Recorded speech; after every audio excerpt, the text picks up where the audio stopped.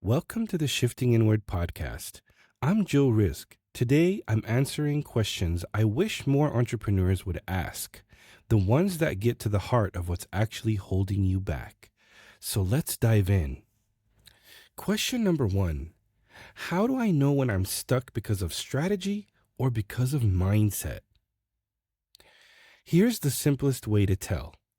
If you know what to do but you're not doing it, that's mindset. If you genuinely don't know what to do next, that's strategy.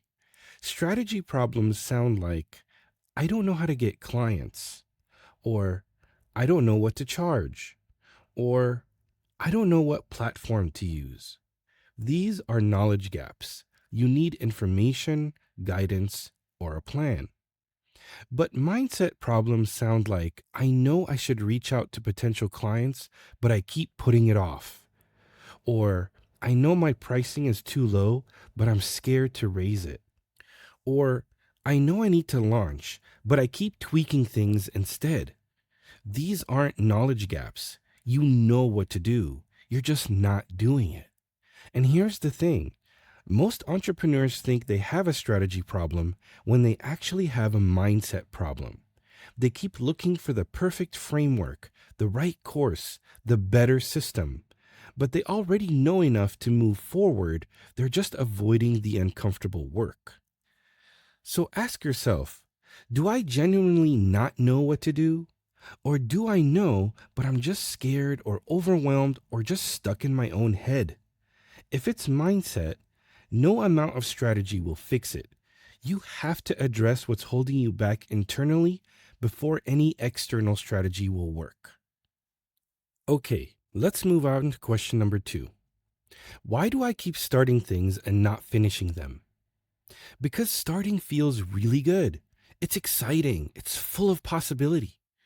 But finishing, well, finishing is hard. It's repetitive. It's boring. And it requires you to stick with something even when the novelty wears off. This is follow through resistance, also known as shiny object syndrome. You start a project with enthusiasm, but as soon as it gets difficult or slow or stops feeling new, you lose interest. And instead of pushing through, you jump to the next thing because the next thing feels easier, it feels fresh, and it gives you that dopamine hit of starting over. But here's the truth: starting doesn't build anything, finishing does. And if you keep abandoning things before they have a chance to work, you'll never know what could have been. So, why does this happen? A few reasons. Sometimes it's fear of commitment. Committing to one thing means saying no to other possibilities. Sometimes it's boredom. You need novelty to stay engaged. And sometimes it's avoidance. Finishing something means putting it out there, and that's vulnerable. But here's what you need to know: the entrepreneurs who succeed aren't the ones with the best ideas. They're the ones who stick with an idea long enough to make it work. So finishing beats brilliance every time. So if you're stuck in the cycle of starting and stopping, just ask yourself, am I chasing excitement or am I building something real? Because only one of those creates a business. So let's move on to question number three. How do I stop feeling like I'm always behind? You need to stop comparing your progress to someone else's timeline. You're not behind. You're exactly where you need to be. And the only reason it feels like you're behind is because you're measuring yourself against other people. People who started earlier or had different resources, maybe took different paths, or maybe even had some advantages that you couldn't see from the outside. But their journey isn't your journey. Their timeline isn't your timeline. And comparing the two is like comparing your chapter 3 to their chapter 20. It makes no sense. Here's what happens when you're constantly looking at what everyone else is doing. You lose sight of your own progress. You stop celebrating your wins because they feel small compared to someone else's wins. You start questioning your decisions because you're not where they are, and you end up stuck, not because you're actually behind, but because you've convinced yourself that you're behind. So here's the shift. Stop asking, why aren't I there yet?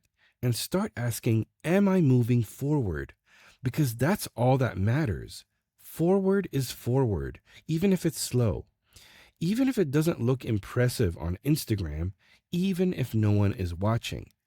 Because the entrepreneurs who win aren't the ones who move the fastest, they're the ones who stay in the game long enough to figure it out. And you can't stay in the game if you're constantly telling yourself that you're losing or you're behind.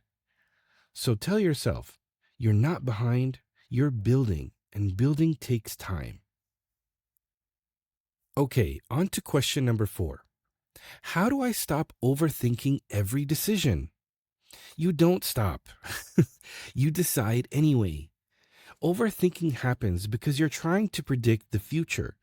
You're analyzing every possible outcome, weighing every risk, trying to make the perfect choice so you don't mess up.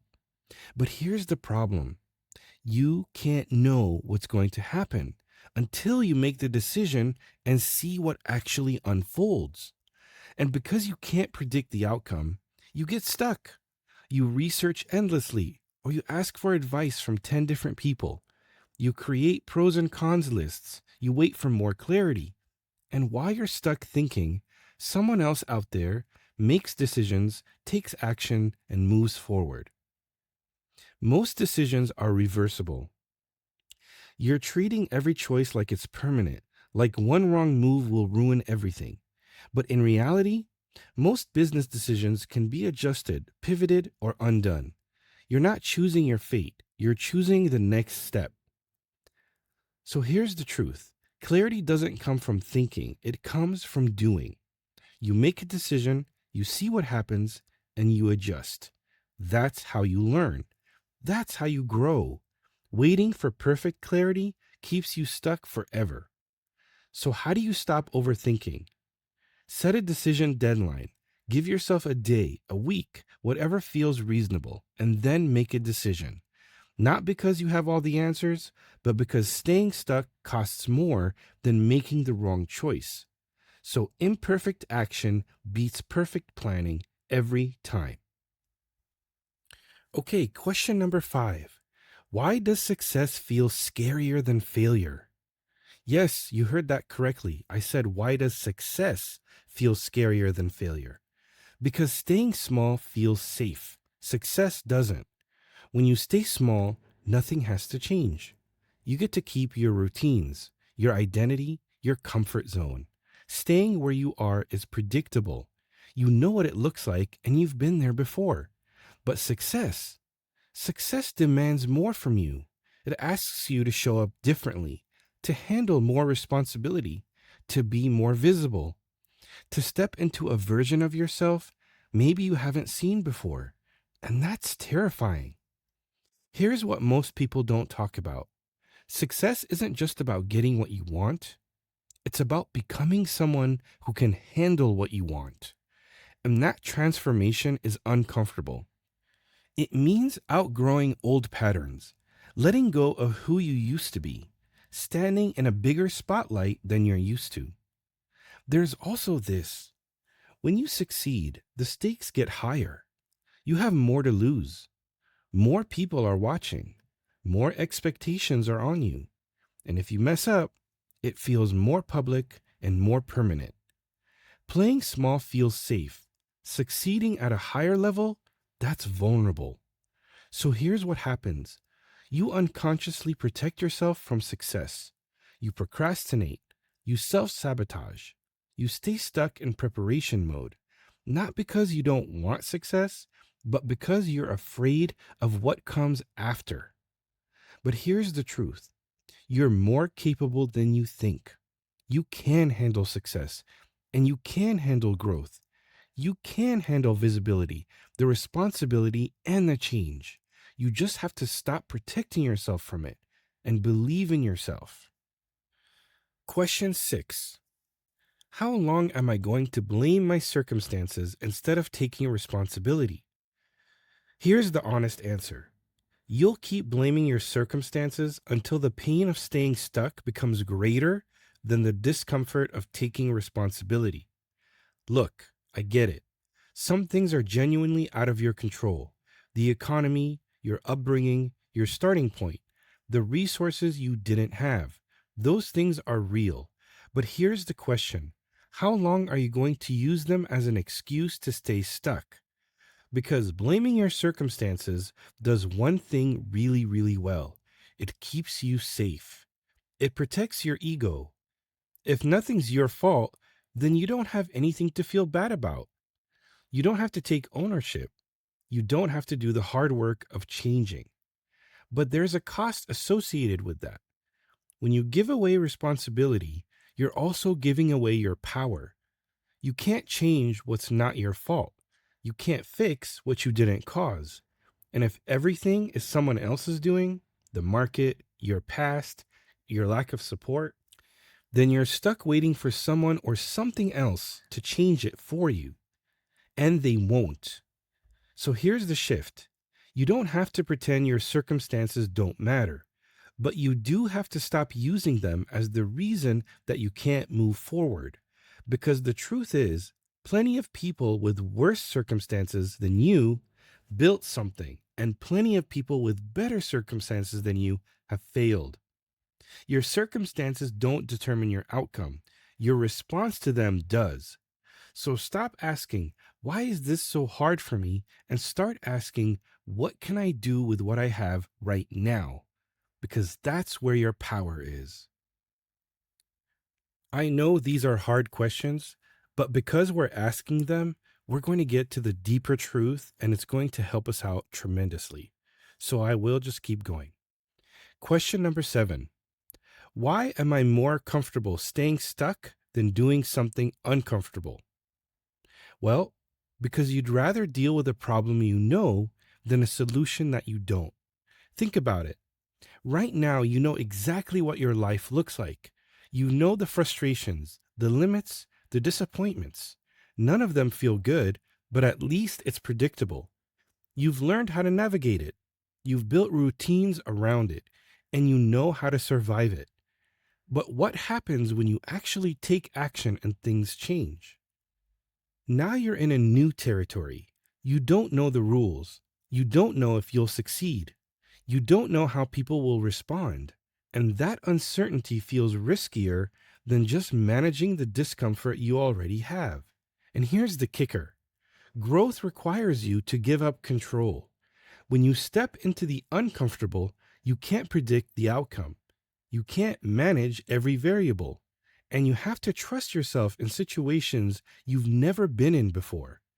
And most people would rather stay small and in control than grow and feel uncertain. So the question isn't why you're more comfortable staying where you are. The question is, what are you willing to risk to become who you want to be? All right, moving on to question 8. Am I waiting for the right time or am I just scared? You're scared and you're calling it waiting. There's no such thing as the right time. There's never a moment when everything lines up perfectly, when you have enough money, enough clarity, enough confidence, or enough support. That momentum doesn't really exist. And the longer you wait for it, the longer you stay exactly where you are. Here's what waiting for the right time actually looks like. You tell yourself you'll launch when you have more followers, when you feel more ready, when the market is better, when you have more experience, when things settle down. And every time you hit one of those milestones, you find a new reason to wait. Because it's not about timing, it's about fear: fear of being judged, fear of failing publicly, fear of realizing you're not as good as you thought, fear of finding out that even your best effort might not be good enough. So you keep preparing, you keep researching, and you keep tweaking, and you convince yourself that you're being strategic when really you're just avoiding the moment where you have to put yourself out there and just see what happens. And here's the truth: the right time is when you decide it is, not when it feels safe, not when you're 100% ready. but when you choose to stop waiting and start moving. So ask yourself, if fear wasn't a factor, what would I do today? And now for the last question. Question number 9. What would I do differently if I actually believed in myself? You'd stop asking for permission. You'd stop running every idea past 10 different people to see if it's good enough. You'd stop waiting for someone else to validate your decision before you make it. You'd stop looking for proof that you're capable before taking action. If you actually believed in yourself, you'd trust your own judgment. You'd make decisions faster because you wouldn't need external reassurance. You'd take risks because you'd trust yourself to handle whatever comes next, whether it works out or not. Here's what else would change. You'd stop downplaying your strengths. You'd stop apologizing for your prices. You'd stop second guessing yourself after every conversation. You'd show up with confidence, not because you have all the answers, but because you trust that you'll figure it out. You'd also stop waiting to feel ready, because belief isn't about certainty. It's about trusting yourself in uncertain situations. It's knowing that even if you mess up, you're capable of learning, adjusting, and moving forward. And here's the hardest part. You'd stop playing small to make other people comfortable. You'd stop hiding your ambition. You'd stop shrinking yourself to fit into other people's expectations. You'd give yourself permission to want more and to go after it unapologetically. So here's the real question. What if you started acting like someone who believes in themselves? Not because you feel it yet, but because you choose it. Because belief isn't something you wait to feel. It's something you build through action. If this resonated, drop a comment and let me know. I'm Joe, and I help entrepreneurs shift inward so they can move forward. See you next time.